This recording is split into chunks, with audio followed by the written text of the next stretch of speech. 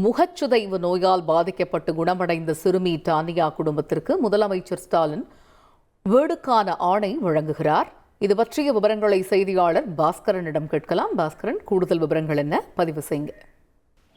திருவள்ளூர் மாவட்டம் ஆவடி பகுதியைச் சேர்ந்த ஸ்டீபன்ராஜ் சௌபாக்கியம் தம்பதியினருடைய மகள் டானியா.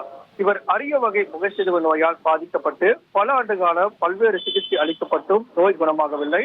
தொடர்ந்து சிகிச்சை அளிக்க அந்த சிறுமியினுடைய பெற்றோரிடத்தில் போதிய வசதி இல்லாத காரணத்தினால் மகளினுடைய முகச்சிதைவு நோய்க்கு அறுவை சிகிச்சை மேற்கொள்ள உதவுமாறு முதலமைச்சரிடம் கோரிக்கை வைத்தார்கள். இதன் அடிப்படையில தமிழக முதலமைச்சருடைய உத்தரவு பேர்ல மாவட்ட நிர்வாகத்துக்கு உத்தரவிடப்பட்டு தனியார் மருத்துவக் கல்லூரியில அந்த சிறுமிக்கு முக சீரமைப்பு அறுவை சிகிச்சை என்பது மேற்கொள்ளப்பட்டது. இதன் காரணமாக கடந்த 2022ஆம் ஆண்டு ஆகஸ்ட் மாதம் தமிழக முதலமைச்சர் நேரடியாக அந்த மருத்துவமனைக்கு சென்று மருத்துவ சிகிச்சை பெற்று வரக்கூடிய அந்த சுவைக்கு மட்டும் இல்லைங்க, வருமானத்துக்கும் பப்பாளி தான் சிறந்த பழமே. பப்பாளி விவசாயம் பண்ணி ஏக்கருக்கு 3 லட்சம் ரூபாய் சம்பாதிக்கிறாரு இங்க ஒருத்தர். எப்படின்னு தெரிஞ்சுக்க ஃப்ரீடம் ஆப்பை டவுன்லோட் பண்ணுங்க.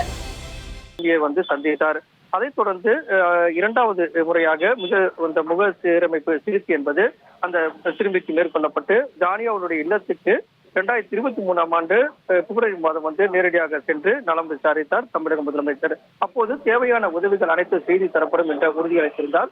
அதன் தொடர்ச்சியாகத்தான் சிறுமி டானியா குடும்பத்திற்கு திருவள்ளூர் மாவட்டம் பாக்கம் கிராமத்துல ஒரு 2 லட்சம் மதிப்பிருக்கக்கூடிய அந்த வீட்டு மனைக்கான பட்டா அப்போதே வழங்கப்பட்டது. வீடு கட்டி கொடுக்கப்படும் என்ற தகவலும் அப்போது தெரிவிக்கப்பட்டது.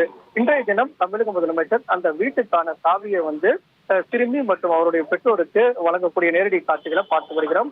முகச்சிதைவு நோயால் பாதிக்கப்பட்டு தமிழக முதலமைச்சருடைய உத்தரவின் பேரில் சிறப்பான சிகிச்சை வழங்கப்பட்டு மீண்டு வந்த அந்த சிறுமிக்கு தற்போது தமிழக முதலமைச்சர் வீட்டுக்கான சாவியை தற்போது வழங்கியிருக்கிறார்.